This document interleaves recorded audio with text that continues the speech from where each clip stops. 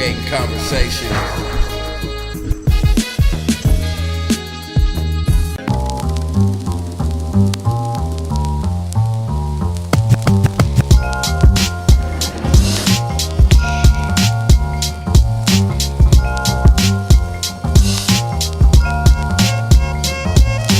We got Black Soul Music here on Creating Conversation.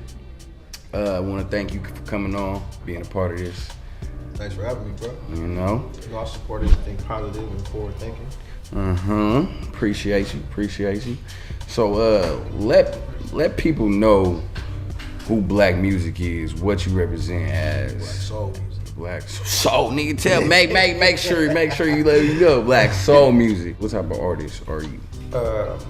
I'm primarily an R&B soul artist with dashes of neo soul here and there. Neo soul is definitely rooted in the foundation of my music. I feel like what I attempt to do as an artist is impact the culture and move it forward one song at a time.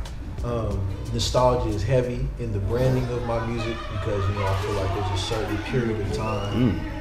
Nostalgia. A certain period of time when that music influenced me the most. I'm big on like the 70s, 80s, and then the 90s, of course. Neo soul. I know soul. Break down neo for me, just so.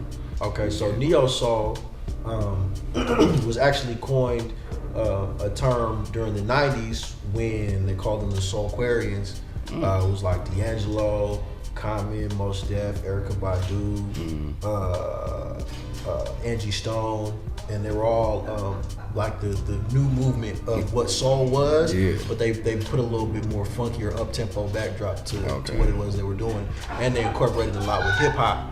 The reason why they were called the Soulquarians was because all of their birthdays were in that Aquarius time.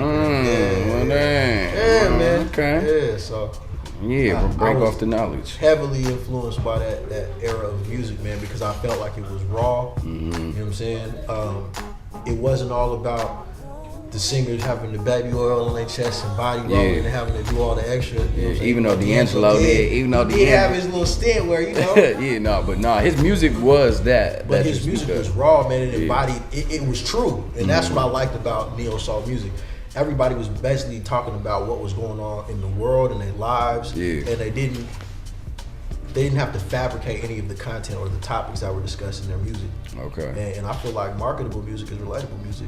What type of age range were you when you were listening to the neo soul, when you picked on to it? When I got hip to neo soul music was probably 6th grade. It was at a track meet at Lincoln, actually.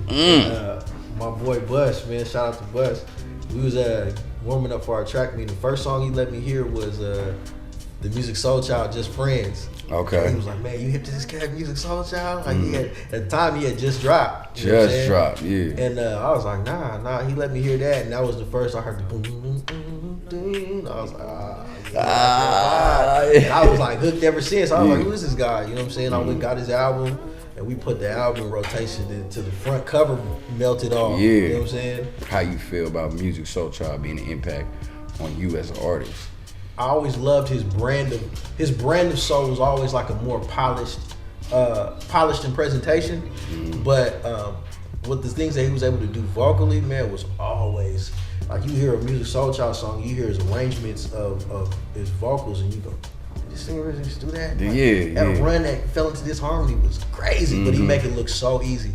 His range was crazy from his falsetto to his lower register. And so for me, he really embodied like everything you wanted to be as an artist that was still true to him, but had commercial success.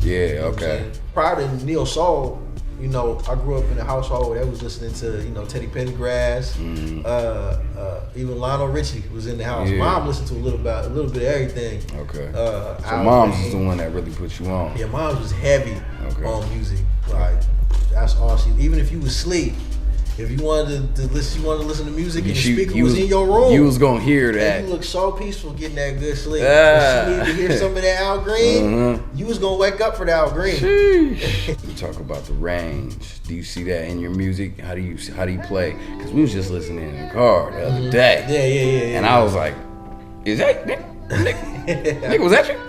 You know what I'm saying? So you must take pride in being able to have range. Absolutely. What you do with your voice. And I think that's why I've identified with some of the artists that have influenced me the way that they have, like the Music Soul Childs, like the Bilals, like the Marvin Gayes. Because coming up, and even before I really knew what music was about, even before I even decided that I wanted to pursue a career in music, like everybody always used to talk about the range that I had. And at the time, I was like, oh, you know, I figured like any singer could be able to hit these notes. You know what I'm saying? Like, I didn't really think anything special of it. And then, you know, as you grow and you understand and, you know, you hear different styles and you understand what it is to have a lower register and a higher register and a falsetto, strong falsetto, and then you realize not everybody can do that. And then it's like, oh damn, well I guess I might be on something. Then. On to something. Yeah. I didn't decide to pursue a career in music till probably my sophomore year in college. Okay. But up until then, you know, it was on sports. What clicked in? Sports didn't work out. Okay. You know, back then every ball was life. Everybody was going to the league. You know, I wasn't really any different than, you know, any other kid out there that felt like they was gonna go. So I went from like a little mini depression on damn, I guess I ain't going to the league. What I'm gonna do now? Yeah, what I'm gonna do now? And then I was like, well, you know, it was always there from the beginning. Music. Yeah. So it's funny. I had a conversation with one of my partners in college, and like I ran the idea by him. I was like, what you think? You know what I'm saying? If I were to start, you know, really pursuing this music thing, and he was all for it. Yeah. Like, and we had literally just met that year. Okay. And he was all for it. He was like, man, I would give it a run and see. I mean, it couldn't hurt. Yeah. I mean, what's the alternative?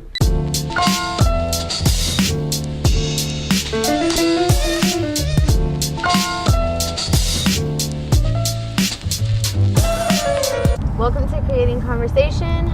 This is the R&B segment. What do you think about R&B in 2015? Like, what is it to you? Oh yeah. I hope that wasn't a Trey Songz reference, because he is not it. No, R&B really doesn't exist in our generation anymore. No, it doesn't. I don't think it does. I know some people who have tried to come out with R&B. Nowadays, they are currently signed to artists who were great, like Tank. Yeah, who made a lot of good songs, and Tyrese being their mentor, and they are being told that R&B doesn't sell. So they need to make music that is going to touch the generation right now. As if like this generation doesn't like love. You know what I'm saying? We're done with love. Love was so 1999. really we're done. It's all anymore? about fucking beer, I mean, but that is alcohol. Anyways, that's a change. Stealing niggas, bitches. Like, I'd be so tired of listening to songs where they be like, man, I I'm think gonna people steal our your age bitch. are concerned about. Why don't you get your own? Why are you singing about stealing my bitch? I just want to. That's all it is now. I mean, back in the day, like, you know, the 90s stuff, it was all about love, you know? And now it's all about cheating and getting someone else's girl. Well, like, I mean, what we gotta we think, put like, the why R&B is it or like whatever. that? Like, who's making that happen? Like, is it because somebody said earlier, like, yes. Well, I'm just saying, I know, but I'm saying earlier I heard somebody say, well, that's not what this generation wants. I don't believe that that's the truth. The powers that be are facilitating this, and it's disintegrating our society, especially our Black culture, one ignorant comment at a time. We don't know how to be romantic. We don't know how to be romantic. That's what I think it is. Like, I think that, like, romance in our generation is kind of lost. Like, it's not cool to be, like, the guy that brings flowers and goes out on a nice date. It's like, that's not cool no more. It's not cool to, like, love your girl. Like, people are like, ooh, you're soft, or you gotta pull up with 50 you know girls. What I'm saying? Yeah. Be in the club, Then popping you're bottles. Cool. Then you're cool. Yeah, I was gonna say, money. waste all And your then you money, sing have about it, and three then you make girls a in the track club about on you, it. then you're cool. Russell Wilson's trying to bring that back though. Trying. Yeah. But He's only one. He's just not an R&B singer. How about Tyrese? He just I love had a new Tyrese, album his come Black out. Rose album. Yeah, the Black Rose album. He's trying. But you see how that banging. album hasn't been promoted the way. I didn't even know that was was Miko. earlier. That's on some. Yeah, That's on everybody grown and knows- sexy. That's everybody that knows category. Future, Grown everybody and knows sexy. Miko. Yeah. Unfortunately, but we grew up on that though. So And at what point are you grown? Like, I thought grown was exactly. 21. Nobody. Not anymore. You know what I mean? No, but that I'm just, saying that just though. happens with our generation. Because if you think about it, our parents were, you know, in different places. Well, I can't speak for everybody, but most people's parents were probably in different places in their lives that we are now. Like, my parents were married at 20 and had 2 kids by 23. Yeah. Right now, I'm 23 and I'm trying to do way different things than have a family. Like, and that's not even saying that I don't believe in love, but It's not really applicable anymore. Like, now people have to go to college. Right. Like, you can't afford a wedding at 26. That's a 20 racks right there. And if you need a $14,000 ring, it's not happening. Like, it's just not, Isn't it it's sad? not applicable. Isn't it sad how everything we talk about that we're kind of upset about, like at the end of it, like the root of it is always money? what do you guys think happened to R&B? Like, what happened to it? Music moves What happened to in a it? rotation. Like, Yeah, if that's music true. started this place, they try to evolve it just the same way social media does and the same way other things do. They try to evolve everything and make things grow, but that doesn't mean you have to leave stuff behind. I think they're trying to leave R&B behind because they're so focused on turning up and doing all this stuff that's selling that they're not willing to take the risk and do something that was working. Well, there's always been turn-up music. And with turn-up, I assume you're talking about dance music, correct? It doesn't even have to be dance music because our turn up Party music, my bad. We Party can turn music. up to R&B, you know different. what I'm saying? Exactly, but we don't exactly. No more. That's the But only thing. yeah, but like my thing is that in like for one in R&B it was about love, and when it was in its essence. And hip hop it was about consciously letting people know what's going on in the inner city. They got rid of all of that for both genres. You see what I'm saying? And now it's only about turn up, and it's about product placement.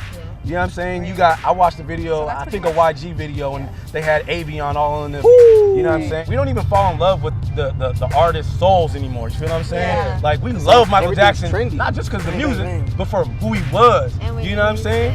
yeah. Exactly. We don't. It's all about corporations. Well, I and think people too- filter in and out so fast now. Like, I think there's artists that were hot in high school. I couldn't remember their names if I But you'll hear some wanted songs, to, though. You'll hear you know some what I songs, mean? and it'll And bring it'll you be like, right oh my back god! to it. Yeah. But Guaranteed. That was my But- that's just because it's nostalgia. It's not necessarily Yeah. because it was impactful. Like Yeah. there's Mariah Carey songs, Yes. like Go me listen to and Don't my Go- foot, like that. You're not ever forgetting who that's Right. by Go or listen when to, that go happened. listen to Yeah. Waterfalls by TLC. Go listen to Waterfalls. Not only is it going to take you back to where you were at 95 when it came out, but you're also going to get a message in it, and that might sink into you, and it might help your life. Yeah. Today, Trey Songz invented sex. Like, all right, man. I think that it has a lot to do with like where the power is coming from, because whenever R&B and blues was like a big thing, it was powerful for the Black culture. It was powerful for the Black community. Now we have every single top in music exec being these white males. Do they really want us to be in this position of power where people are really getting this soulful Absolutely message? not. Like, absolutely not. You know what I'm saying? So obviously they're gonna get these Black artists who have absolute talent, and they're gonna promote them and push them to do pop songs. You know what I'm saying? Like that's what it is. Chris Brown and Trey Songz, all these people who start off who could be R&B Right. singers, they're like, no. Let's get you to sell yourself out and produce some pop. You Sell know? your people out too. because sell your this people is out. what- This is what we imitate what we see our stars speak about and talk about. It comes back to money, like you said. Like they're selling out our generation and our people specifically. Like they're inundating us with all of this negativity, But why- and this toxicity. Why aren't they talking about drunken love and country music? They though? won't Right? get Why are they not paid. talking about country Why are they music? talking about, you They know what I'm won't get saying? paid if they I'm a don't. stoner, I'm a stoner, I'm a So what do you stoner. guys think it says about our society? Like what does it It say says, about our you know, society? It's We're just headed in the bad. wrong I don't path. even know what Yeah. to It say. ain't us. It ain't us though. But we're headed in the wrong Naturally, path. it ain't But us. I mean, if you're buying it, if you're downloading it, if you're listening to it, if you're, you know what I'm saying? Like at the end of the day, you're perpetuating the cycle. Yeah. If all of us You were are. just like, you know what, I am not. You are, listening but we're to not this the shit ones that, anymore. like, if you ask a talented person, hey, yo, we're gonna give you full creative control over your album, where are you gonna go with it? Yeah. I'm sure they're gonna say, I'm gonna rap about, I'm gonna sing about love, I'm gonna sing about the economy, I'm gonna sing about what's going on in my city, my community. On a conscious But level. they don't give that. They ain't, and if they do, they're giving a couple of guys that. They're giving Kendrick that. They're giving J. Cole that. Who would you guys say was- who who's are your people three- listening to? Yeah, though, who's your like, three for factors? real? Like just go around. Like, who's your R&B? three R&B R&B type, factors just that are in I that can't right think now? of one single person. Nobody? Chris I Brown is can't. that guy, but He's Chris not Brown. R&B. He's not R&B really. What is he? He's just an artist. Like he's just Well, he makes then- what He's That's a roller what they coaster. say, dude. He's a and roller he's coaster. great. All right, Now, well, I maybe don't He's know. rapping talented, too. He's but very, he's not he's an the most R&B talented and he's singer. the most impactful. That's why they haven't given up us the most BS. Bitches and marijuana. Bitches ain't loyal.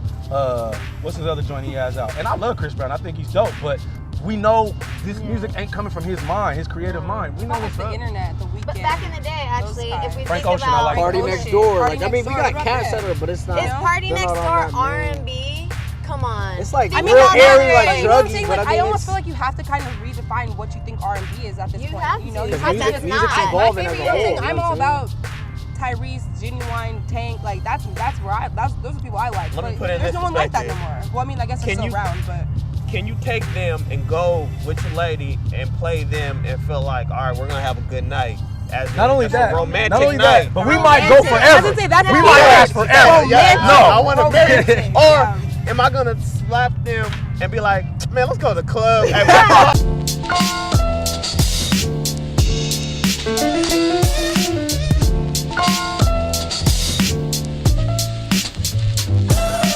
Talk about being at your lowest and being able to come and use that as some fuel to get to where you are now. At that particular time, as far as things that I was looking to pursue, it was probably like my second biggest letdown. My first biggest letdown was not getting into Morehouse. Okay. I'd applied to Morehouse. And mind you, at the time, I was coming out of school at the IB program. I had a 3.95 GPA. I remember this. I tested high on my test scores. I remember this. Yeah. I was like, this was like something that happened at school, and people were talking about it. Everybody was like, man, I thought he was a shoo-in. Like, that's crazy. Yeah. So what ended up happening, and because of course I appealed it to get the review, the dean had looked and said, that they had made a mistake on my admissions decision. So I'm thinking like, how's college make a mistake on your admissions? Yeah. But then after visiting there, I can fully understand how they made a mistake. Because, even though, don't get me wrong, of course it's a very prestigious HBCU, but just like any HBCU, they got some people there that you be like, damn, whose auntie are you? Yeah. You know what I'm saying? And so what they were going to do, what the dean offered to do was allow me to resubmit my stuff for second semester transfer. Okay. So I was pumped. I'm like, okay, cool. I'm gonna do a little semester here at University of Puget Sound, and I'm out. I'm headed to Atlanta. What they didn't tell me was that you don't get the same financial aid package as you do as an incoming freshman as you do for a transfer. Wow. So in order for me to try to get that anywhere near somewhat of that scholarship package, I would have had to establish residency first. So you would have to do a whole year in Georgia. In Georgia before I even started. I was like, at the time, man, it was too much extra for what I was prepared for at the time. And UPS actually gave me a great financial aid package. You know what I'm saying? I was one of the LuQuam scholarship recipients that they give out one a year. Okay. I was at one. It's like a $20,000 scholarship. Based on merit. And I had that and a bunch of other scholarships that are all geared for Washington State schools. So you was in there. I really had to, that was a part of me growing up, like instantly is like, okay, do I go there because I want to go there because I know it's going to be a great time? Or do I do what's, probably going to be better for my future in the long run? So it was a tough decision. Like I went back and forth with it, talked to my uncles about it, and they gave me the real about why I wanted to go there, and I knew deep down in my mind why I wanted to go there. Okay. I wouldn't want to go to Atlanta. Exactly. I started doing like the little mixtape joints, just throwing them out there, just anonymously though. Anonymous. Anonymously just to test them out, because MySpace was still kind of on its way out at the time. So I throw it up on the page, just to kind of see what people take on it. What type of feedback? When people started going, who's that? It's this guy I know. He's alright. You rock with him though? So what made you go that route? Like putting it out with no art, like not you behind it. You just wanted to. Really was a lack of confidence at the time. Like people have always told me I could sing, but until you really believe that because unlike a lot of people that I'm affiliated with in the area that they've known like music is what I wanted to do. You know what I'm saying? Like this, I want to be a rapper. I want to be a singer. That wasn't me. Diving into trying to pursue a career in it. Initially, there was a lack of confidence. I was like, man, what if people just telling me this because of their homies or because they know me? What if I'm terrible? You see people on American Idol all the time that come from places where people be like, you're good. You're really good. And they get out there and they're like, I don't know who lied to you. Exactly. This ain't for you. That's really real. Like to be able to explain why, like I had lack of confidence. You know what I'm saying? People shy away from saying things like that. Right. But if it's real, it's something like you said that's relatable to other people. They can feel like, I always thought I could sing, but I never really heard nobody else tell me that I was good. It's good to connect with other people that really are on the same wavelength as you, and you know what I'm saying? You feel it when you talk to them, like educated, get people around it. That's the main thing that we got going with creating conversation, and everybody that's involved is just the same type of mindset. We're just trying to uplift and provide a platform for everyone, and you know what I'm saying, make it happen in everybody's lives. So I think it's important because in a day and age now where social media is prevalent, it's like people don't really get a chance to get to know anybody anymore. Like it's interesting to me because just like I know everybody that's known me coming up, you know, has known me to be a scholar and an athlete. Yeah. Everybody music-wise that have only known me through music, you know, when they hear that I've done stuff scholastically, they're like, what? Yeah.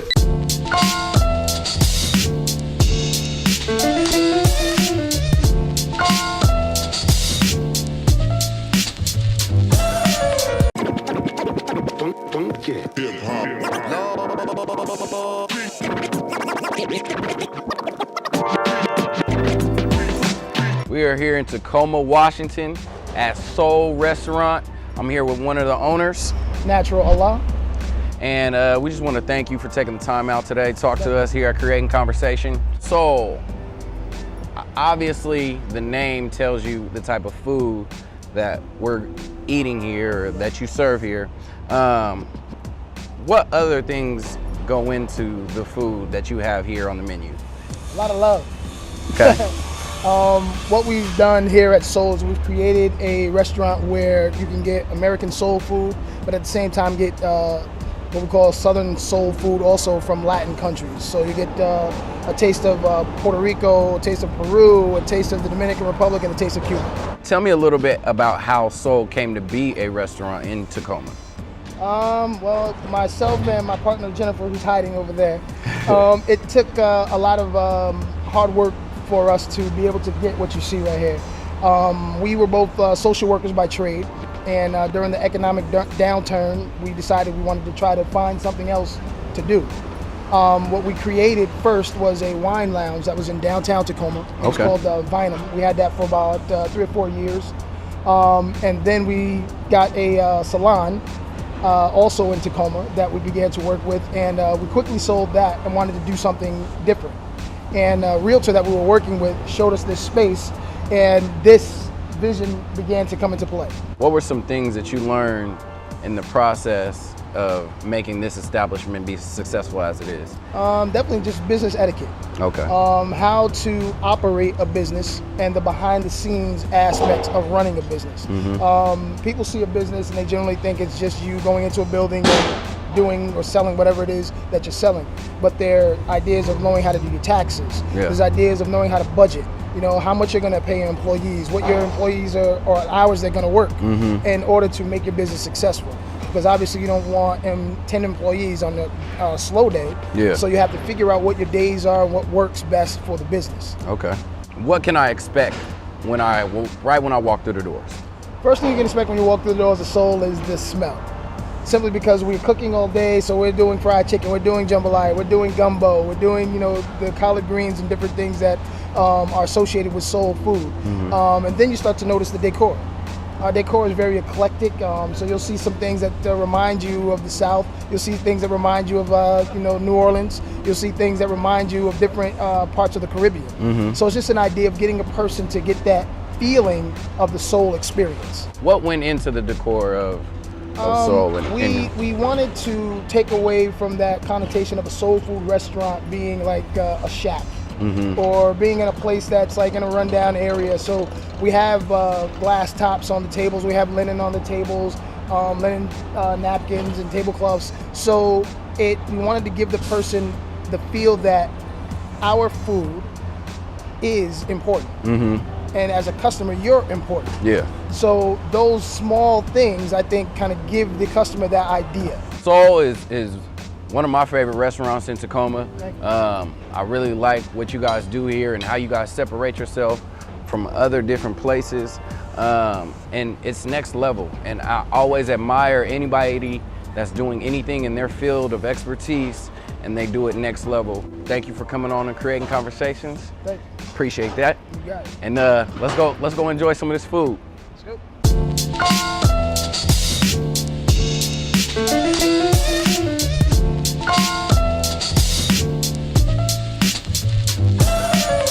What is the state of R&B?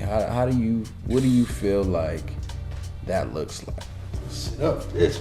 Yeah. R&B, man, look, first of all, I come from a time frame where R&B is always going to be near and dear to my heart. You know what I'm saying? It's embedded. Yeah. But today, man, it's like, I mean, to put it pretty unprofessionally, man, niggas stop begging for the pussy, man. Yeah. You know what I'm saying? You listen to all these songs, you always ain't loyal, and it's today we're in a day and age where it's all about making the music. R&B is the music that you go pick the chick up to.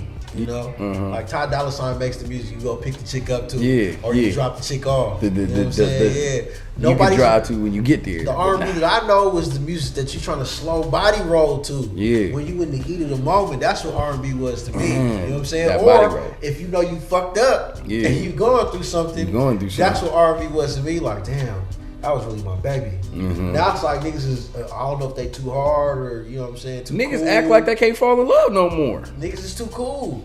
They too cool, man. You know? And it's like, that's almost like saying you don't really need these women no more. I don't know about that. I don't know how everybody else feels about that, but I still need these women. R&B artists, as far as I knew, they was throwing the oops, man. Yeah. That was the music you could go ahead and have your lady. You can have a pleasant evening with, you know, trying to do the romantic thing, you know, the love thing. You could do that. Definitely you could do that.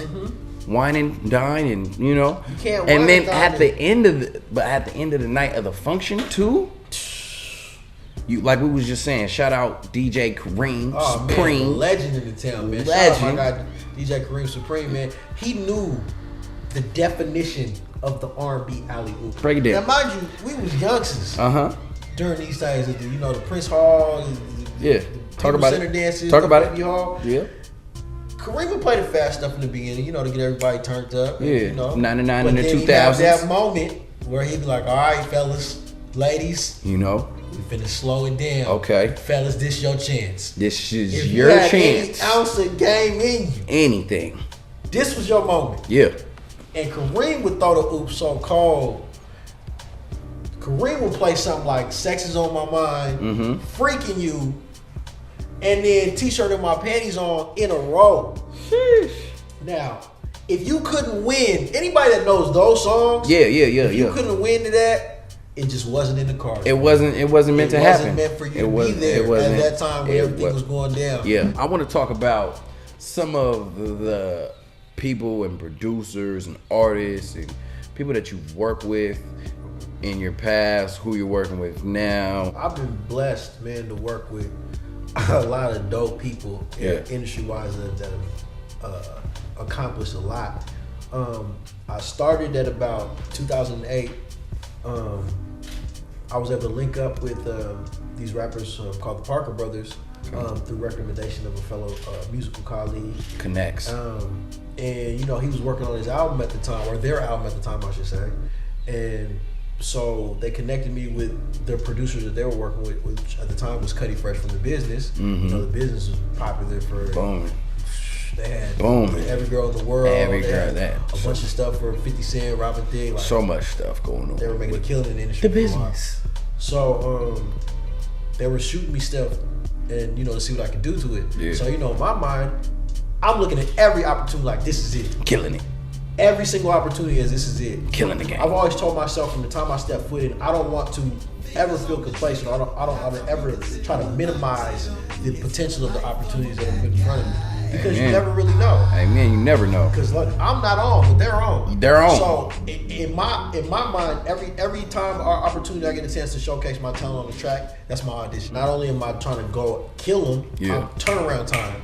Because they expect a lot of people, you know, to whatever given their situation to make excuses or to prolong the situation. I know how the industry works. It's like for every person that's not ready, they got 100 people lined up that are ready for that same opportunity. Okay. So I try not to waste time. When they sent me something, I stop whatever I'm doing. Like, look, fellas, I'm gonna get with you in a second. I gotta head to the studio and go ahead and knock this out. Yeah. Out of the catalog that I had been submitting through them, Cuddy had kind of compiled those, and he was rocking with me. So he invited me to his uncle's house at the time when he was putting together this writing group called the Architects Music Group. Okay. So I was one of the first generation writers for the Architects Music Group.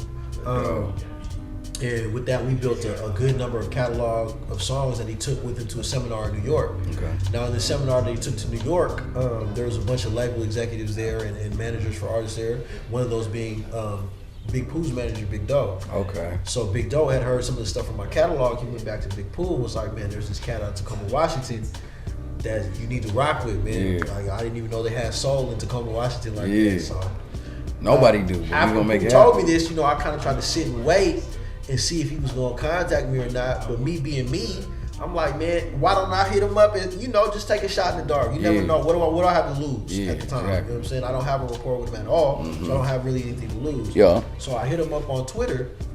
Like, what's up, man? When are we gonna work? Man, I'd love to be the opportunity to be able to work with you. Yeah. He hits me back like a couple minutes later, like, I've been meaning to get with you. Okay. Send me your number, and then he starts following me. So I'm pumped. I'm like, hey, he's ready to work. Yeah, like, let's go. Send me, but I'm ready. Yeah. So I sent him my number. He calls me. We're chopping it up for a second. I got him on speakerphone, because the homies ain't believing that that's really him. I'm like, man, this is tight. So he tells me he has a track to send me, which ended up being the song "Free" that we did, which was one of the lead singles off of his album "Dirty Pretty Things." Okay. So initially, when he sent the track, he was like, "I'm gonna send you this track. I want you to do what you do on it, and there's no guarantees, but if you make the project, I'll be hitting you up later, to get your information for your ASCAP and all that good stuff." Yeah. So I did the track, sent it back. I hadn't heard from him for like 3 or 4 months. And then he hits me asking me for my information. I was like, "Are you on the album? Yeah. On the album?" And he's like, "Yeah, you're on the album." So that's kind of where it all started. And from that point, like we were rocking, I was on his Fat Boy Fresh Volume 2. I had a couple joints on there. I was on Fat Boy Fresh 3.5. Okay. And most recently, The Worst Paint Pictures, which took him on tour overseas where he is right now. Appreciate you coming on. Black soul music, man. This is somebody that we really believe in Tacoma. We really are pushing and supporting. We're really trying to make it happen. R&B wise, ain't nobody messing with this man right here, man. Man, I appreciate you guys. Thank you for having me. Yeah. It's always a blessing to be able to, let people in on the process of this grind, man. Yeah, man. It's not as glorifying as everybody sees, like you said, on the outcome. Yeah. I try to make it easy for everybody, man. One-stop shop. You can find all my social networks, all my videos, all my upcoming music, all my performance schedule on my website.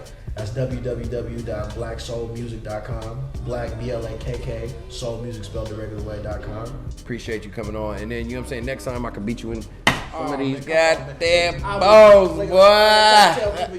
It's a lot different swimming with the sharks than it is watching on National Geographic. I've been putting them away for a long time. Hey, man, the math is there, and I'm going to do it. I'm going to make it happen, Math man is my specialty. Yeah, you count money. You got to know how to do that. You count money. Mm-hmm. You from the town, you got to know how to do that. You got to know how to do that. Nah, but we out of here, man. Creating conversation, 2 C's. It's a trip that you say proving people wrong, because I was stuck in a mode of I have to prove those people wrong. Remember those people who said you were too small? And I got to a point where it was like, why am I so consumed with proving people wrong? Creating conversation.